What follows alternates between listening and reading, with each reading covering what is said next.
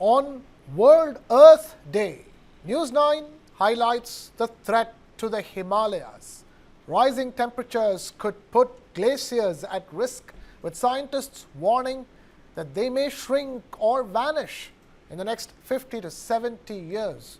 This could impact rivers and water supply in North and Northeast India, while infrastructure activity on the Chinese side adds to the concerns. More in this report.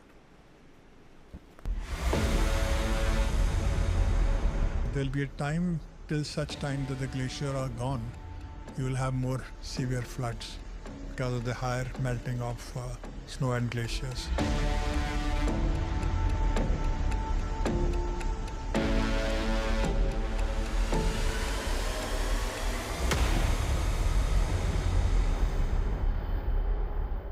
The Himalayas support over 10 major rivers in South and Central Asia, along with the livelihoods of almost a quarter of the world's population. Often referred to as the third pole and also the water tower of Asia, the Himalayas are losing their ice cover at a rate of almost 17% annually, primarily owing to global warming that is likely to increase average global temperatures by up to 2 degrees centigrades by the turn of the century. Maybe 50 years, 60 years. By the end of the century, the way they are getting they are getting depleted. They are getting divided into smaller glaciers. So the number of glaciers are increasing because of the fragmentation. So that is a good indicator that there is a higher melting which is taking place. And in the past, there was melting taking place, but at the same time, the snow was also getting accumulated. So the mass balance was there. Now we are losing the mass over the period because of the higher temperature. So it's a matter of time. It depends how the globe will keep on becoming more and more warmer. If that happens, it might be depleted faster. If all the people of the globe, they take actions to really reduce the emissions, and the temperature is restricted within 1.5 degrees or below 2 degrees, then it might be delayed for further. It is inevitable the way things are going. You are also seeing that the ice is being melted from the poles also. So this is someday is the third pole. A similar thing is going to happen here. The result: catastrophic climate shifts, floods, cloudbursts, avalanches, landslides of intensities never seen or heard of before, and a fast depleting water table of the entire Himalayan basin. Given the fact that the impact of climate change is affecting communities in a manner and scale which has been unseen and unheard of before, I would say it is imperative as of yesterday for us to absorb, for us to inculcate policies, measures, and our own mental drive to see how we are able to contribute for a better sustained manner in which our mountain range of the Himalayas can be treated. The worst affected are the rivers that are drying up extremely fast. To borrow from the pages of Hollywood scripts, one can say that the person who will witness completely dried up Himalayan rivers has already been born.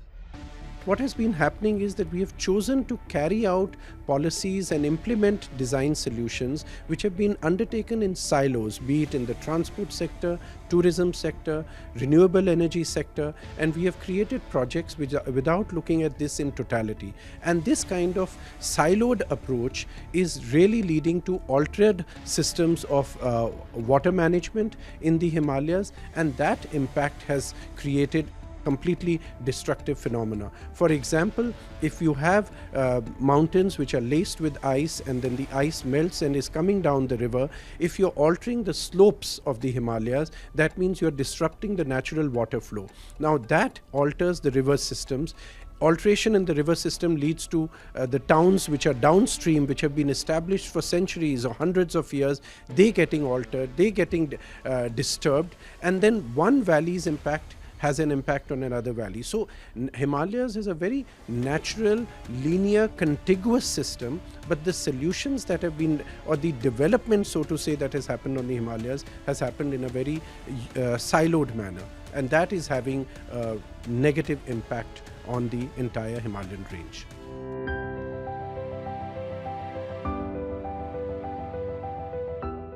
Chief Minister of Arunachal Pradesh, Mr. Pema Khandu, drew attention towards the looming threats to the vast biodiversity of the state of Arunachal Pradesh as a result of infrastructure developments across the border, China, which is constructing a massive 60,000 megawatt hydropower project on the Yarlung Zangbo, which is Brahmaputra in India, in Tibet's Midong County, which is near the Arunachal Pradesh border. Set for completion by the 2030s, this $170 billion 5-cascade dam project will be the world's largest.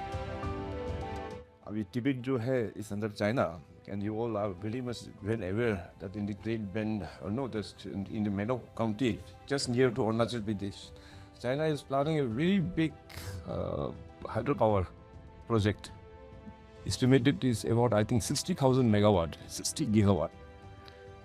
So usko challenge ko dekhte hue, and government of India and the state government, we are together also coming for a solution. But I don't know कि वो solution से भी ecology में कितना impact होगा. But what is way, solution ही नहीं है अभी. We have to prepare a defense mechanism. That's not a hydropower project for us. There's a defense mechanism. So इस तरह से करके, I think the global leaders, मेरी तो global leaders, they should have proper wisdom कि अभी development का चक्कर में, materialistic का चक्कर में कितने तेज आगे आप लेके जाओगे. Here comes the middle path approach, है कि नहीं? In order to counter the adverse effects of the Chinese Midok hydropower station on the Sangpo, the Indian government began construction of another dam on the Brahmaputra in Arunachal Pradesh. The Dibang multi-purpose project is expected to be completed by 2032. It will generate close to 3,000 megawatts of electricity, and it is being built at a cost of $4 billion. Work on this project began in 2025.